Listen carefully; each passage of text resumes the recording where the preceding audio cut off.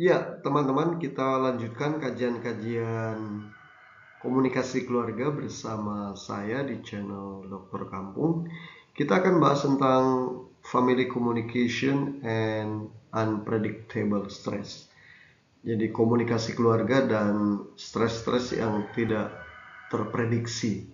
Ini sangat penting bagi kita. Bagaimana keluarga mengelola makna dan relasi melalui komunikasi ketika menghadapi ketidakpastian. Nah, paradigma tradisional itu keluarga hanya dilihat sekedar sebagai unit biologis atau institusi sosial tradisional. Ada ayah, ibu, anak. Tapi paradigma kontemporer, keluarga adalah sistem komunikasi yang dinamis, yang terus-menerus membangun identitas keluarga, makna sebuah keluarga, membangun kelekatan atau kohesi, sekaligus juga adaptasi terhadap perubahan sosial atau berbagai krisis yang terjadi. Nah, ini anatomi stres tak terduga atau unpredictable stress. Jadi, stres tak terduga itu adalah tekanan yang muncul tiba-tiba di luar ekspektasi normal, lalu juga mengganggu keseimbangan sistem dan menuntut reorganisasi di dalam keluarga. Dalam gambar ini terlihat bahwa ada yang disebut dengan developmental stress.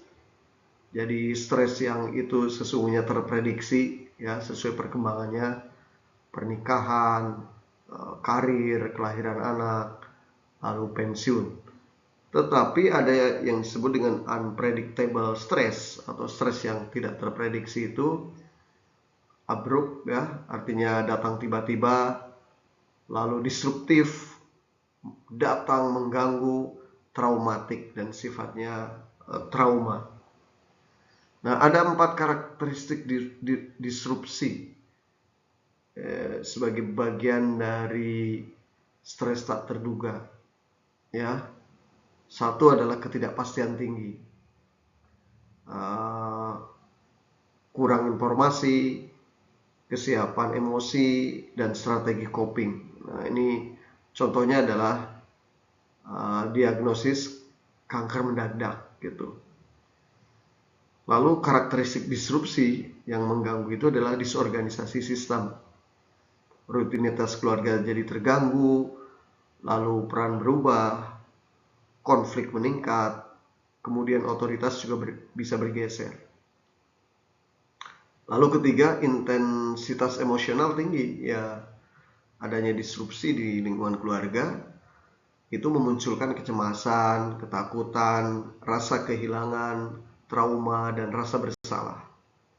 Lalu juga dampak multigenerasional, mempengaruhi individu, ya, pasangan, perkembangan anak, keluarga besar, juga pola relasi antar generasi. Nah, teori sistem keluarga atau family system teori menjelaskan bahwa keluarga adalah sistem relasional yang saling bergantung atau interdependent system. Nah, perubahan pada satu keluarga itu akan berdampak pada seluruh sistem. Nah, keluarga itu memiliki pilar satu interdependensi ya dalam teori ini. Jadi tidak ada anggota yang terisolasi. Semua saling terhubung. Krisis individual itu sama dengan krisis sistemik seluruh anggota keluarga. Contoh efek riak, ayah hilang pekerjaan, ibu tertekan secara emosional, anak menjadi cemas, sehingga pola rumah tangga berubah. Nah, ini pilar interdependence. Lalu homeostasis, yaitu kecenderungan sistem mempertahankan stabilitas, baik itu rutinitas, ritual, norma. Saat-saat terganggu, keluarga akan menolak perubahan atau beradaptasi. Lalu pilar ketiga, morfogenesis dan adaptasi. Keluarga yang sehat adalah keluarga yang mampu mengubah pola relasi dan komunikasi secara adaptif gitu. Ini disebut dengan family resilience. Nah, ada dua tipe keluarga ya. Ada keluarga yang open communication, kemudian ada keluarga juga yang closed communication. Keluarga yang open communication atau keluarga resilient itu sifatnya terbuka komunikasinya ya, suportif, empatik, reflektif gitu. Karakteristiknya anggota bebas mengungkapkan perasaan, lalu ada validasi emosi dari anggota keluarga. Kalau nangis divalidasi memang layak nangis, kalau sedih divalidasi layak sedih, marah divalidasi layak marah, misalkan begitu. Lalu konflik dibahas secara sehat. Ini menurunkan kecemasan dan isolasi.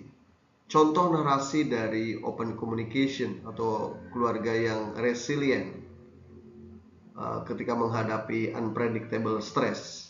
Kita memang sedang sulit, tetapi kita hadapi bersama, gitu ya. Lalu close communication atau keluarga yang disfungsional, keluarga yang tidak memiliki fungsi dengan baik. Sifatnya menutupi masalah. Ya, ada masalah ditutupi, tidak disampaikan kepada yang lain. Menghindari diskusi. Nah, tidak ada diskusi. Sehingga yang terjadi apa? Kepalsuan stabilitas. Nah, karakteristiknya biasanya anaknya bingung. Anggota keluarga merasa sendiri-sendiri. Nah, ini memicu ketegangan laten ya. Contoh misalkan ada anggota keluarga menderita penyakit yang sangat berat, lalu ia menyembunyikan diagnosis itu tanpa kemudian penjelasan. Nah, ambiguitas batasan atau vulnerability itu krisis memang menghasilkan ketidakjelasan. Siapa pemimpin, pengambil keputusan, dan bertanggung jawab. Inilah situasi krisis. Nah, bagaimana strategi pemulihan atau family coping theory? Coping adalah usaha keluarga untuk mengelola tekanan. Tadi yang unpredictable stress itu ya. Mengelola tekanan, mempertahankan fungsi, dan memulihkan keseimbangan.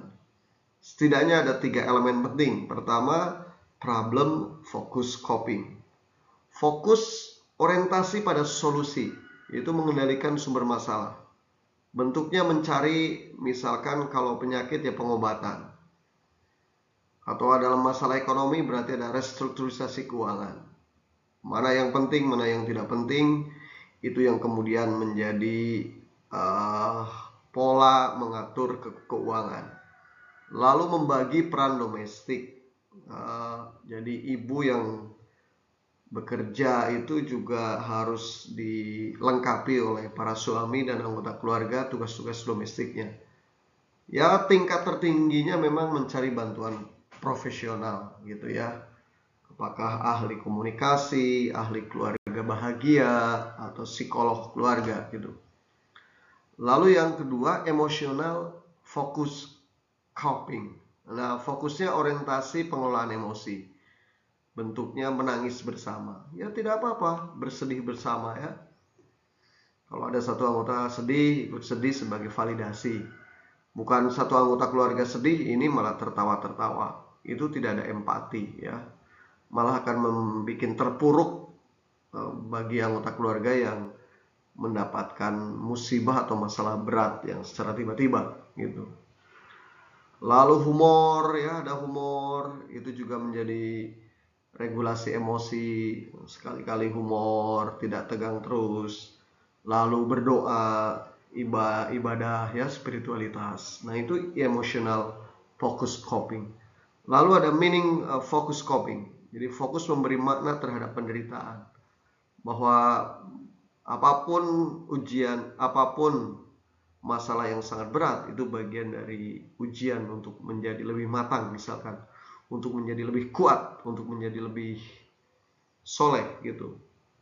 Oleh karena itulah contohnya adalah bentuk bagaimana memahami ujian sebagai ujian spiritual, pembelajaran hidup, dan juga sarana mendekatkan kepada Tuhan. Artinya meaning focus coping itu memandang positif berbagai masalah yang unpredictable itu terjadi gitu. Sehingga ada optimisme untuk kemudian menyelesaikannya. Nah, narasi keluarga adalah fondasi identitas. Jadi cerita kolektif tentang siapa kita, apa yang dialami dan bagaimana kita bertahan. Ini sesuatu yang sangat penting. Nah, krisis atau trauma bagi narasi yang resilient, punya ketahanan yang kuat. Contoh misalkan ini pernyataannya ya. Kami pernah terluka, tetapi kami harus bangkit bersama. Narasi-narasi yang positif seperti ini itu akan memperkuat kohesi, optimisme, termasuk juga solidaritas emosional di lingkungan keluarga. Tapi narasi disfungsional, misalkan dia mengatakan, wah ini masalah ini menghancurkan hidup kita, kejadian ini menjadi kita bangkrut, kejadian ini kita menjadi terpuruk. Justru pernyataan-pernyataan seperti itu memicu hopelessness ya, lalu juga victim mentality ya, lalu juga akan menjadikan konflik berkepanjangan. Nah, itu yang disebut dengan narasi-narasi disfungsional, itu yang karena dibentuk melalui pola komunikasi yang traumatik gitu, yang ada cirinya silence, diam untuk perlindungan, namun justru menghasilkan jarak emosional. Lalu emotional explosion, ledakan marah, histeria, agresi verbal.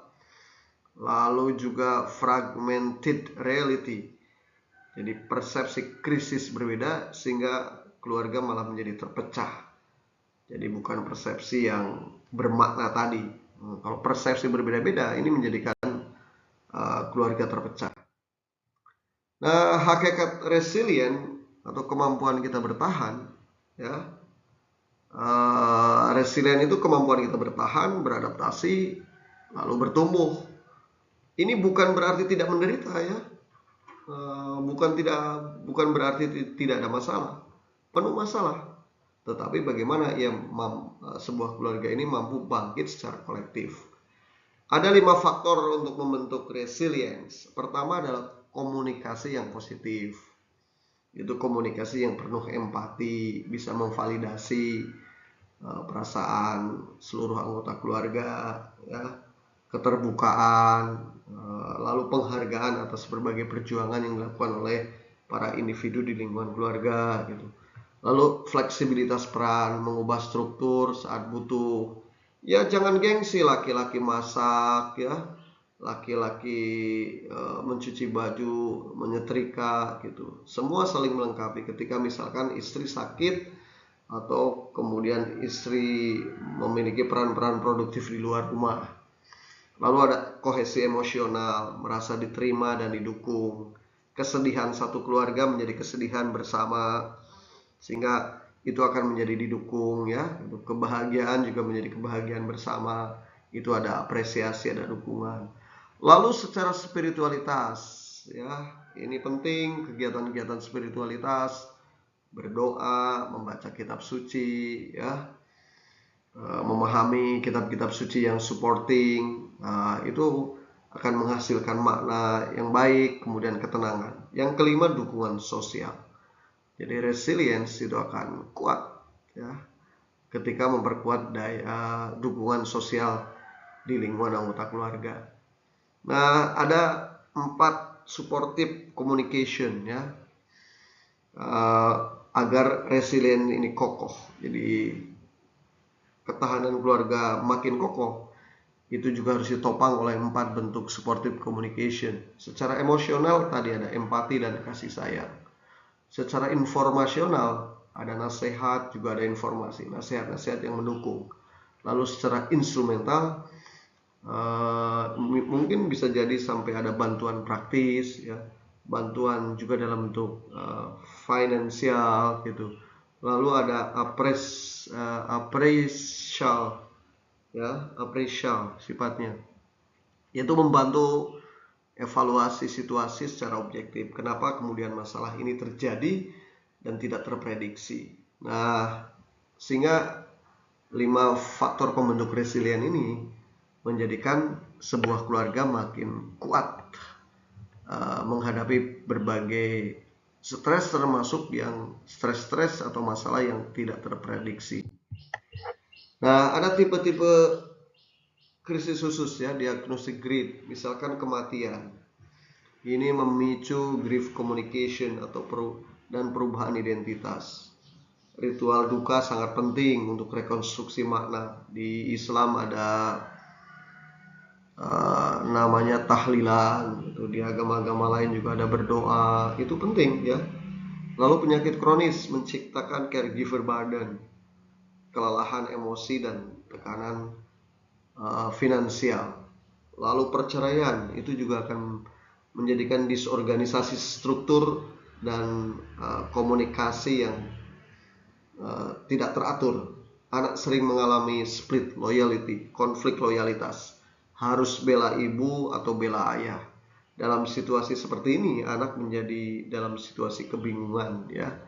Lalu ada krisis ekonomi, PHK dan kemiskinan itu juga bisa memicu berbagai bentuk kekerasan yang sebetulnya baik kekerasan psikologis, kekerasan fisik, termasuk juga kekerasan verbal. Nah, tekanan finansial ini menjadi pemicu utama juga dalam keretakan ekonomi. Nah, dalam lensa budaya memang memengaruhi ekspresi emosi, strategi coping dan makna penderitaan. Bagi masyarakat yang budayanya lebih kepada mendahulukan makna, itu biasanya ekspresi emosi itu tidak terlalu meledak-ledak ya. Strategi copingnya juga kebersamaan dan kedekatan dengan Maha Pencipta, sehingga mampu memaknai makna penderitaan sebagai sebuah keniscayaan yang harus dilewati. Di masyarakat yang kolektivistik itu memang bagaimana menghadapi krisis atau menghadapi krisis di lingkungan keluarga itu lebih mengandalkan keluarga besar. Tetapi di masyarakat yang individualistik seperti masyarakat barat ini lebih menekankan kemandirian personal. Nah, lalu fondasi spiritual dan komunikasi yang Islami, teman-teman ya. Pertama adalah sabar. Kesabaran itu bukan pasif ya, melainkan kemampuan kolektif mengelola emosi. Ini yang disebut dengan pyramid of values. Lalu naik ke syuro. Setiap ada masalah dimusyawarahkan, dialogkan dalam urusan keluarga. Lalu ada rahmah, kasih sayang transenden yang menyatukan ya. Lalu ada husnudon, berprasangka baik, mempertahankan optimisme bahwa semua masalah ya, semua hal-hal berat itu bisa diselesaikan. Kemudian tawakal, sandaran spiritual tertinggi saat menghadapi ketidakpastian. Faida azamta fatawakkal ala Allah. Kalau kamu telah yakin pada satu hal ya, maka bertawakallah kepada Allah Subhanahu wa taala.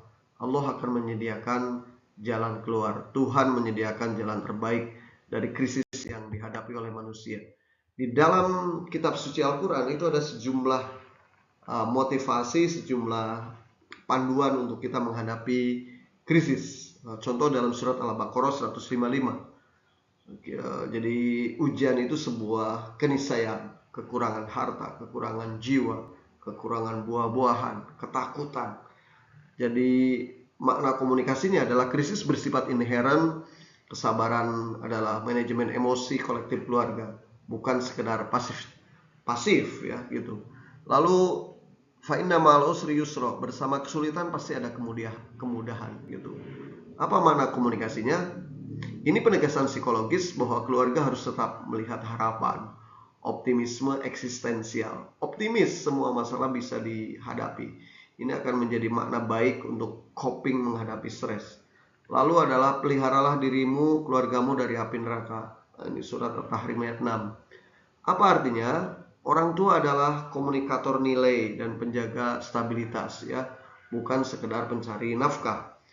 Lalu dalam surat Ar-Rum ya, bahwa kita diciptakan berpasang-pasangan itu agar tentram, rasa kasih sayang dan rasa sayang. Ini artinya apa? Keluarga bertahan itu karena komunikasi yang suportif, bukan sekedar struktur yang terdiri dari suami, istri, dan anak. Nah, lalu dalam surat Ali Imran ayat 109, komunikasi empatik atau bermusyawarah, berlaku lemah lembut, bermusyawarahlah.